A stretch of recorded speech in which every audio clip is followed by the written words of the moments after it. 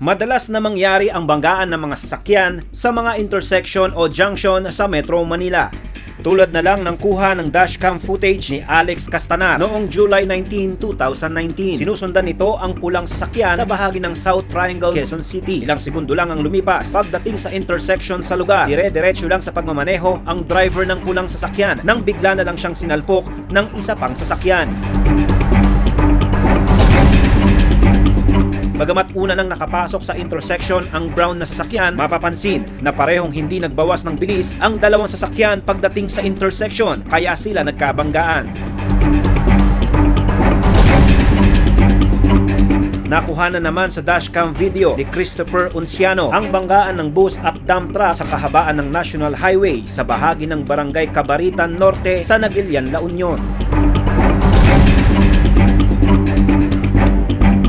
Makikita na iniwasan ng bus ang isang tricycle sa gilid ng kalsada, ngunit maaaring nawalan ito ng kontrol kaya bumangga ito sa kasalubong na truck. 22 ang sugatan dahil sa aksidente, kasama na ang dalawang driver na isinugod pareho sa pagamutan. Sapul din sa dashcam video ni Raymond Castillo Matias ang banggaan ng kotse at SUV sa kurbang bahagi ng kalsada sa Morong, Bataan.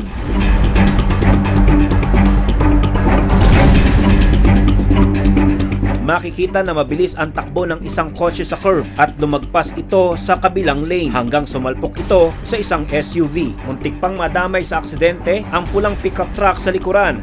Mabuti na lamang at mabilis na nakaiwas ang driver nito. Ilang segundo ang lumipas. Nagbabaan ang sakay ng kotse. Maya-maya pa, isang mabilis na kotse ang paparating at muntik mahulog sa bangin matapos iwasan ng SUV. Wala namang malubhang nasaktan dahil sa aksidente. Ang mga pangunahing sanhi ng road accidents, unang-una, poorly maintained vehicles. Nagkakaroon ng mga aksidente sa daan dahil yung mga sasakyan mismo ay nasa poor condition. Meaning, mahina na yung preno, kalbo na yung gulong. Pag nag-breakdown ng sasakyan, talaga naman magkakaroon ng aksidente sa lansangan. Pangalawa, reckless driving. Pag ang isang nagmamaneho ay walang pakundangan sa kanyang pagmamaneho, lalo na walang respeto sa kanyang kapwa motorista. Ito yung paikot-ikot ka ng lane, palipat-lipat ka rito, magmamabilis, magmamabagal, at kung ano-ano pa. So dapat iwasan talaga natin ito.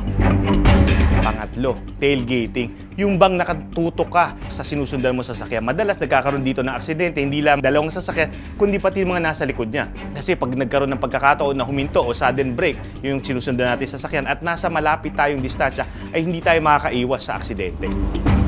Pang-apat, distracted driving. Sa panahon ngayon, talaga namang marami ng distraction sa lansangan. Nandyan na yung mga iba't ibang nakikita natin habang tayo bumabalangkas sa lansangan. At meron pang distraction sa loob ng sasakyan. Alam nito, may kausap tayo sa loob ng sasakyan, may kausap tayo sa telepono, or worse, yung nagte-text tayo or nanonood ng kung ano-ano sa ating mga telepono.